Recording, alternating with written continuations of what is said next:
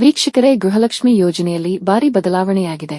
ಇನ್ನು ಮುಂದೆ ಅನೇಕರಿಗೆ ಗೃಹಲಕ್ಷ್ಮಿ ಯೋಜನೆಯ 2,000 ರೂಪಾಯಿಗಳು ಕ್ಯಾನ್ಸಲ್ ಆಗುತ್ತದೆ. ಇದರ ಬಗ್ಗೆ ಸಂಪೂರ್ಣವಾಗಿ ಈ ಒಂದು ವಿಡಿಯೋನಲ್ಲಿ ಹೇಳುತ್ತೇನೆ.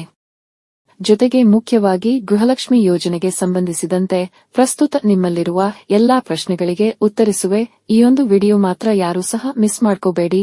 ಗೃಹಲಕ್ಷ್ಮಿ ಯೋಜನೆಗೆ ಸಂಬಂಧಿಸಿದಂತೆ ಈ ಒಂದು ವಿಡಿಯೋ ನೋಡಿ, ಆಮೇಲೆ ಬೇರೆ ಯಾವುದೇ ಅಥವಾ ಬೇರೆ ಯಾರದೇ ವಿಡಿಯೋ ನೋಡುವ ಅವಶ್ಯಕತೆ ಇರುವುದಿಲ್ಲ. ಮೊದಲೇ ಹೇಳುವೆ, ಈ ಒಂದು ವಿಡಿಯೋ ಸಖತ್ ಉದ್ದವಾಗಬಹುದು, ಆದರೂ ಸಹ ಸ್ವಲ್ಪವೂ ಮಿಸ್ ಮಾಡದೆ ನೋಡಿ.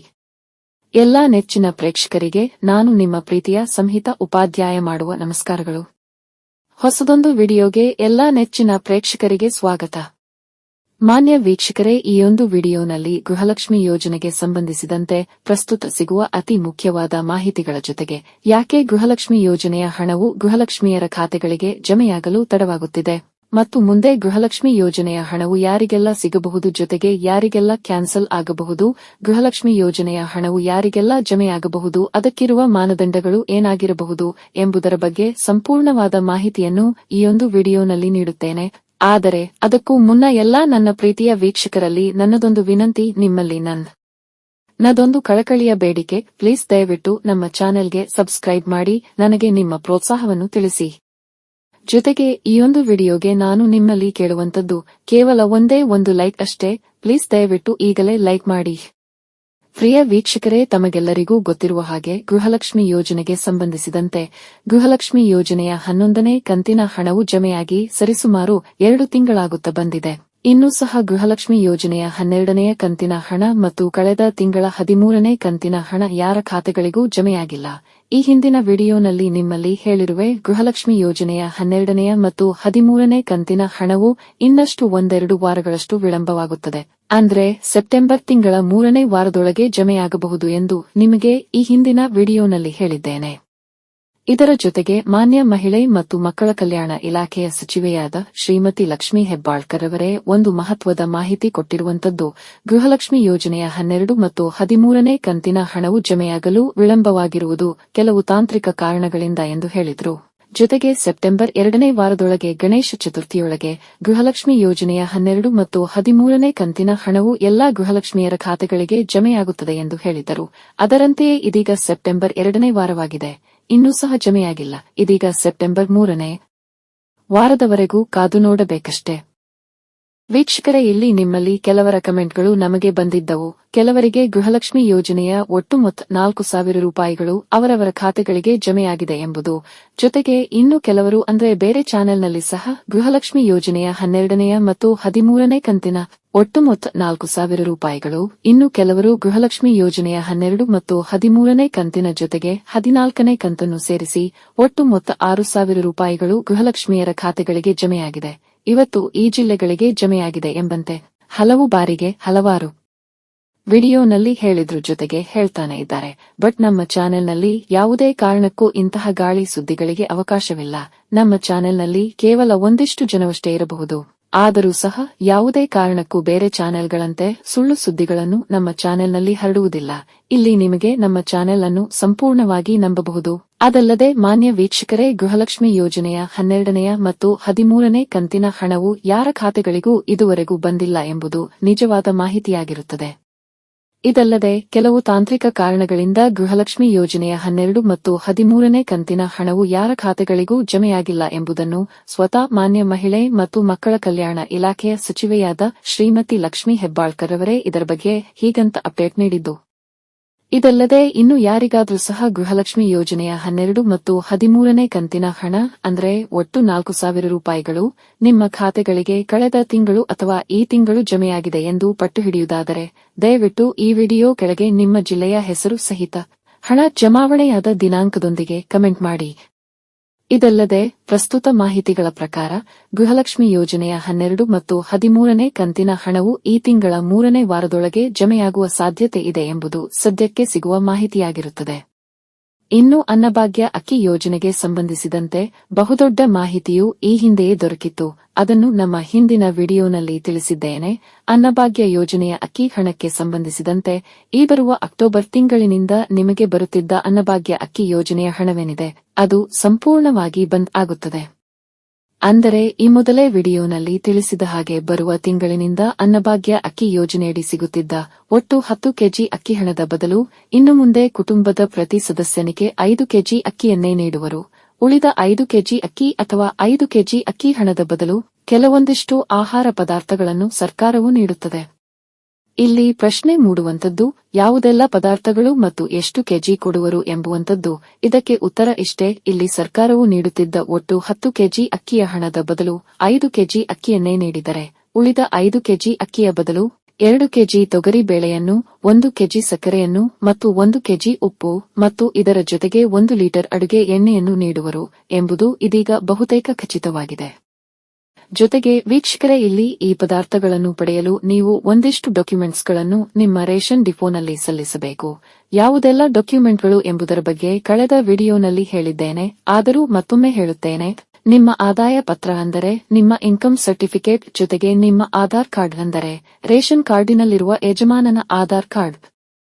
ನಿಮ್ಮ ಮನೆಯ ತೆರಿಗೆ ಪತ್ರ. ಇಲ್ಲಿ ಬಾಡಿಗೆ ಮನೆಯಲ್ಲಿರುವವರು ನಿಮ್ಮ ಬಾಡಿಗೆ ಅಗ್ರಿಮೆಂಟ್ ಏನಿದೆ ಅದರ ಪ್ರತಿಯನ್ನು ನೀಡಬಹುದು. ಇದಿಷ್ಟು ಡಾಕ್ಯುಮೆಂಟ್ಗಳ ಪ್ರತಿಯನ್ನು ನೀವು ನಿಮ್ಮ ಒಂದು ರೇಷನ್ ಡಿಪೋ ಏನಿದೆ ಅಲ್ಲಿಗೆ ನೀಡಬೇಕಾಗುತ್ತದೆ. ಜೊತೆಗೆ ಇಲ್ಲಿ ನೀವು ಗಮನಿಸಬೇಕಾದ ವಿಷಯ, ಇಲ್ಲಿ ನಿಮ್ಮ ಈ ಒಂದು ಡಾಕ್ಯುಮೆಂಟ್ಗಳನ್ನು ನಿಮ್ಮ ರೇಷನ್ ಡಿಪೋನಲ್ಲಿ ಕೇಳಿದಾಗ ಮಾತ್ರವೇ ಸಲ್ಲಿಸಿ. ಜೊತೆಗೆ ವೀಕ್ಷಕರೇ, ನೀವು ಇಲ್ಲಿ ಕೇಳಬಹುದು, ಈ ತಿಳಿಸಿದ ಆಹಾರ ಪದಾರ್ಥಗಳು ಏನಿದೆ ಅದು ಎಷ್ಟು ಕೆಜಿ ಸಿಗುವಂತದ್ದು, ಅಂದರೆ ಒಂದು ಕುಟುಂಬದ ಪ್ರತಿ ಸದಸ್ಯನಿಗೂ ಸಿಗುತ್ತದೆಯೇ, ಇಲ್ಲ ಒಂದು ಕುಟುಂಬಕ್ಕೆ ಒಟ್ಟಾಗಿ ದೊರಕುವಂತದ್ದ ಎಂಬ ಒಂದು ಪ್ರಶ್ನೆ. ಇದಕ್ಕೆ ಸರ್ಕಾರದ ಕಡೆಯಿಂದ ಇನ್ನೂ ಸಹ ಯಾವುದೇ ಖಚಿತವಾದ ಮಾಹಿತಿ ದೊರಕಿಲ್ಲ. ಆದರೂ ಇರುವ ಮಾಹಿತಿಗಳ ಮೇರೆಗೆ ಇದು ಬಹುತೇಕ ರೇಷನ್ ಕಾರ್ಡಿನಲ್ಲಿ ಹೆಸರಿರುವ ಅಥವಾ ಹೆಸರು ನೋಂದಾಯಿಸಿರುವ ಪ್ರತಿಯೊಬ್ಬ ಸದಸ್ಯನಿಗೂ ಸಹ ದೊರಕಬಹುದು.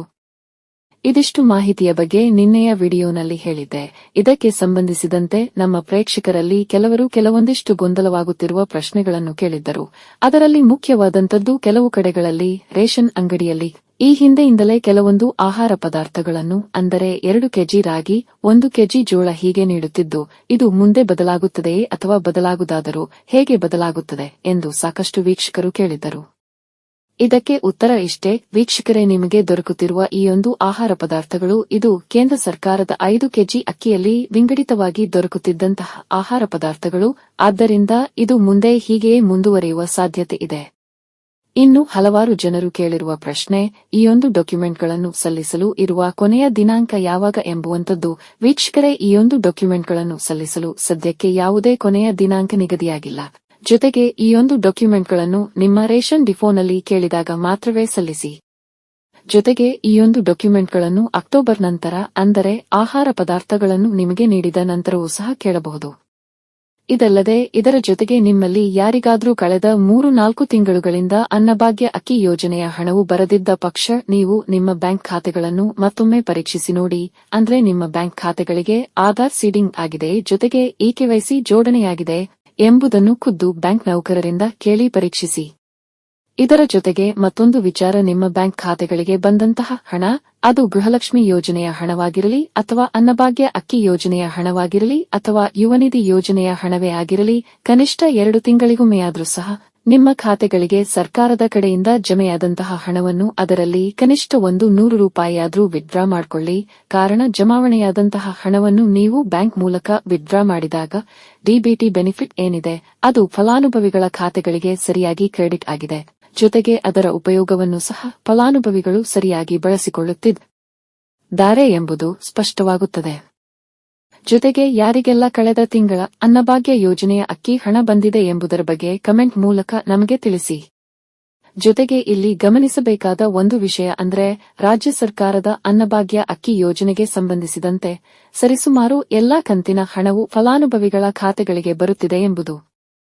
ಇನ್ನು ಮುಖ್ಯವಾದ ಗೊಂದಲ, ಗೃಹಲಕ್ಷ್ಮಿ ಯೋಜನೆಯು ಕ್ಯಾನ್ಸಲ್ ಆಗುತ್ತಾ ಎಂಬುದು. ಇದಕ್ಕೆ ಉತ್ತರವನ್ನು ಹಲವಾರು ಬಾರಿ ಹಲವಾರು ಸಚಿವರುಗಳೇ ಹೇಳಿದ್ದು, ರಾಜ್ಯ ಸರ್ಕಾರದ ಎಲ್ಲ 5 ಯೋಜನೆಗಳು ಸಹ 5 ವರ್ಷವೂ ಜಾರಿಯಲ್ಲಿರುತ್ತದೆ ಎಂಬುದು.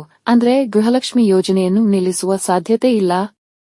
ಆದರೂ ಸಹ ಗೃಹಲಕ್ಷ್ಮಿ ಹಣವನ್ನು ಪಡೆಯಲು ಕೆಲವೊಂದು ಮಾನದಂಡಗಳನ್ನು ಸರ್ಕಾರವು ವಿಧಿಸಬಹುದು. ಅದಕ್ಕೆ ಮುಖ್ಯ ಉದಾಹರಣೆ, ಮೊನ್ನೆ ಸರಿಸುಮಾರು 1.5 ಲಕ್ಷದಷ್ಟು ನಕಲಿ ಬಿಪಿಎಲ್ ರೇಷನ್ ಕಾರ್ಡ್ ಮತ್ತು ಬಿಪಿಎಲ್ ಕಾರ್ಡ್ ಅನ್ನು ಹೊಂದಿರಲು ಅರ್ಹರಿಲ್ಲದವರ ಬಿಪಿಎಲ್ ಕಾರ್ಡುಗಳನ್ನು ಕ್ಯಾನ್ಸಲ್ ಮಾಡಿದ್ದು. ಇನ್ನು ಏನಿರಬಹುದು ಈ ಮಾನದಂಡಗಳು ಅಂದ್ರೆ ತೆರಿಗೆ ಪಾವತಿಸುವ ಮನೆಯೊಡತಿಯರಿಗೆ ಸಂಬಂಧಿಸಿದಂತೆ ಈ ಹಿಂದೆ ಒಂದು ಸುದ್ದಿ ಬಂದಿತ್ತು. ಅದರಂತೆ ಗೃಹಲಕ್ಷ್ಮಿ ಯೋಜನೆಯ ಫಲಾನುಭವಿಗಳ ಲಿಸ್ಟಿನಲ್ಲಿ ಕೆಲವರನ್ನು ಅಂದ್ರೆ ಕೆಲ ಮನೆಯೊಡತಿಯರ ಹೆಸರನ್ನು ಕೈಬಿಡಲಾಗುತ್ತದೆ ಎಂಬ ಮಾಹಿತಿ. ಅಂದ್ರೆ ಗೃಹಲಕ್ಷ್ಮಿ ಯೋಜನೆಯ 2000 ಹಣ ಇನ್ಮುಂದೆ ಇಂಥವರಿಗೆ ಬರುವುದಿಲ್ಲ ಎಂಬ ಸುದ್ದಿ. ಯಾರಿಗೆಲ್ಲ ಗೃಹಲಕ್ಷ್ಮಿ ಯೋಜನೆಯ 2000 ರೂಪಾಯಿಗಳು ಕ್ಯಾನ್ಸಲ್ ಆಗುತ್ತದೆ ಅಂದ್ರೆ ಯಾರೆಲ್ಲ ಇನ್ಕಮ್ ಟ್ಯಾಕ್ಸ್ ಕಟ್ಟುತ್ತಿರುವರೋ ಅಥವಾ ಯಾರೆಲ್ಲ ಜಿಎಸ್ಟಿ ಕಟ್ಟುತ್ತಿರುವರೋ ಅಂತ ಮನೆಯೊಡತಿಯ 2000 ರೂಪಾಯಿಗಳು ಕ್ಯಾನ್ಸಲ್ ಆಗುತ್ತದೆ ಎಂಬ ಮಾಹಿತಿ ದೊರಕಿತ್ತು. ಜೊತೆಗೆ ಅಂತಹ ಬಹಳಷ್ಟು ಮನೆಯೊಡತಿಯರಿಗೆ ಕಳೆದ ಹಲವಾರು ಕಂತುಗಳ ಹಣ ಬರಲಿಲ್ಲ ಎಂಬುದು ವಾಸ್ತವ.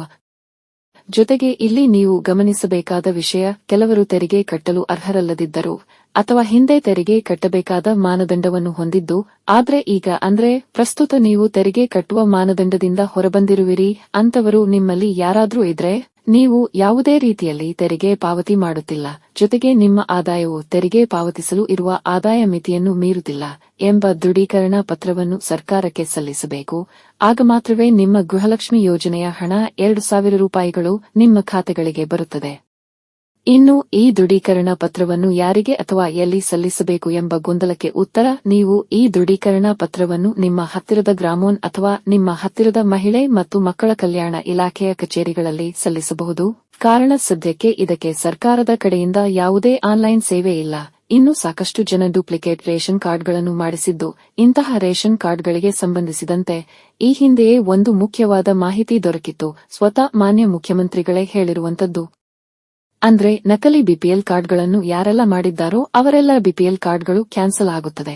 ಸರ್ಕಾರದ ಮಾಹಿತಿಗಳ ಪ್ರಕಾರ ಸರಿಸುಮಾರು 1,27,00,000 ಬಿಪಿಎಲ್ ಕಾರ್ಡ್ದಾರರು ಇದ್ದು, ಅದರಲ್ಲಿ 35 ಲಕ್ಷದಷ್ಟು ಬಿಪಿಎಲ್ ಕಾರ್ಡ್ಗಳು ಡೂಪ್ಲಿಕೇಟ್ ಆಗಿದ್ದು ಅವೆಲ್ಲವೂ ಕ್ಯಾನ್ಸಲ್ ಆಗುತ್ತದೆ ಎಂದು ಸರ್ಕಾರದ ಕಡೆಯಿಂದ ಈ ಹಿಂದೆಯೇ ಮಾಹಿತಿ ದೊರಕಿತ್ತು. ಅದರಂತೆಯೇ ಮೊನ್ನೆ ಸರಿಸುಮಾರು 1.5 ಲಕ್ಷದಷ್ಟು ಬಿಪಿಎಲ್ ಕಾರ್ಡುಗಳನ್ನು ಕ್ಯಾನ್ಸಲ್ ಮಾಡಿದೆ.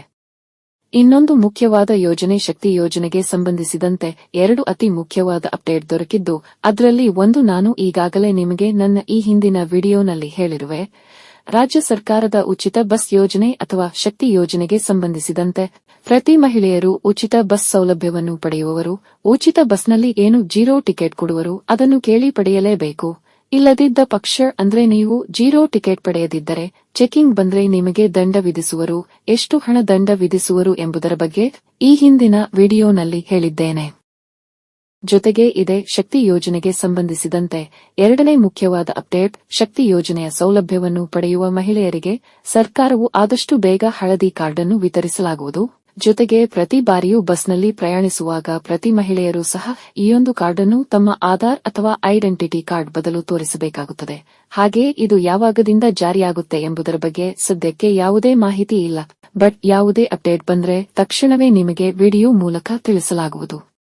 ಇದರ ಜೊತೆಗೆ ಗೃಹಲಕ್ಷ್ಮಿ ಯೋಜನೆಗೆ ಸಂಬಂಧಿಸಿದಂತೆ, ಅನ್ನಭಾಗ್ಯ ಅಕ್ಕಿ ಯೋಜನೆಗೆ ಸಂಬಂಧಿಸಿದಂತೆ, ಉಚಿತ ಬಸ್ ಯೋಜನೆಗೆ ಸಂಬಂಧಿಸಿದಂತೆ, ಯುವನಿಧಿ ಯೋಜನೆಗೆ ಸಂಬಂಧಿಸಿದಂತೆ, ಗೃಹಜ್ಯೋತಿ ಯೋಜನೆಗೆ ಸಂಬಂಧಿಸಿದಂತೆ ಅಥವಾ ಸರ್ಕಾರದ ಇನ್ನಿತರೆ ಯಾವುದೇ ಯೋಜನೆಗೆ ಸಂಬಂಧಿಸಿದಂತೆ ಏನೇ ಮಾಹಿತಿ ಇರಲಿ ಅಥವಾ ಯಾವುದೇ ಅಪ್ಡೇಟ್ ಇದ್ದಲ್ಲಿ ತಕ್ಷಣವೇ ನಿಮ್ಮ ಮುಂದೆ ಇಡಲಾಗುವುದು.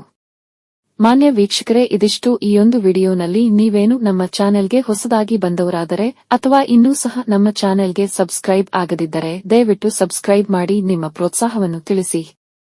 ಸಿಗುವ ಮುಂದಿನ ವಿಡಿಯೋನಲ್ಲಿ ಎಲ್ಲರಿಗೂ ಶುಭವಾಗಲಿ. ಇಂತಿ ನಿಮ್ಮ ಸಂಹಿತಾ ಉಪಾಧ್ಯಾಯ.